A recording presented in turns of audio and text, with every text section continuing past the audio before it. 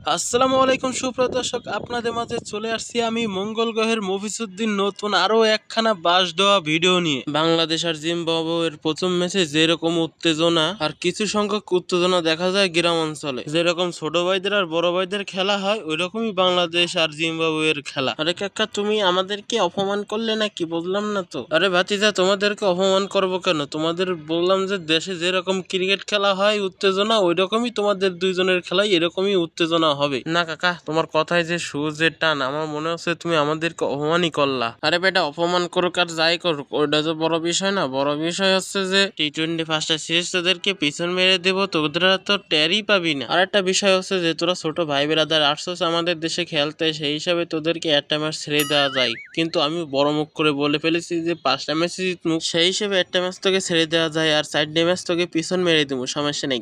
এই যে বড় ভাই, আপনাদের দেশে আসছি আমরা খেলতে, এটা মনে করেন না যে ম্যাচ সবগুলাই আপনারাই জিতবেন। আমরা যদি একবার খেলা শুরু করি, মনে করেন যে আপনার আব্বা আইও কবে মাশাআল্লাহ পোলাই কি খেলে। কিরে বেটা, তোর তো ভালোই সাহস বেটা, তুই আমার বাপের নাম তুলছিস সেই জায়গা। তোরে তো মনে করছিলাম তোকে এক ম্যাচ জিতামো, তোকে এক ম্যাচে জিতামো না, তোকে 5ই ম্যাচে পিছন মেরে দিব। আরে ভাই, বুঝি সবই বুঝি, আপনাকে দেশে আইসি তো মনে করেন যে আপনাকে এখন বুকের সিনা 626 হয়ে গেছে গা। সমস্যা নাই গা, 626 আর 1226 এটা দেখার সময় নাই আমাকে। যে সময় এক ম্যাচ করে পিছন মেরে দিমু, পরবর্তী তাই আমাকে আর চেহারা দেখাইতে পারবেন না। আরে বেটা, অত সহজ না আমাকে পিছন মারা। আমাকে পিছন মারতে গেলে বেটা তোকে 2বার করে জন্ম নেওয়া লাগবে। আর আমাকে প্লেয়ার অত সহজ মনে করে না। আমাকে প্লেয়ার এমন ভাবে ট্রেনিং দেওয়া মনে হবে কি বর্ডারে আর্মি একজন। আরে ভাই, আর্মি হোক যাই হোক, এটা তো খেলার মাঠে গেলেই দেখা যাবে কে ডাকারে পিছন মারে এবার। আর যদি আপনারা আমাকে কাছে পিছন মারাই খান, তাহলে আপনাকে প্লেয়ার গুলা আমাকে দেশে পাঠাই দিয়ে আমাকে দুধকা পোলাবান যে খেলা খেলতে পারে ওইটাই আপনাকে শিখাই দিব। মানে আর একটা কথা সবসময় মাথায় রাখবেন, গুরুজনরা বলে যে ছোট মরিচে জাল বেশি, এটা সবসময় মাথায় রাখবেন। আর বাকিটা তো খেলার মাঠে গেলেই দেখা যাবে। শোন বেটা, যারা কাজ এসছে কথা কয় বেশি, তারা কিন্তু জায়গায় যে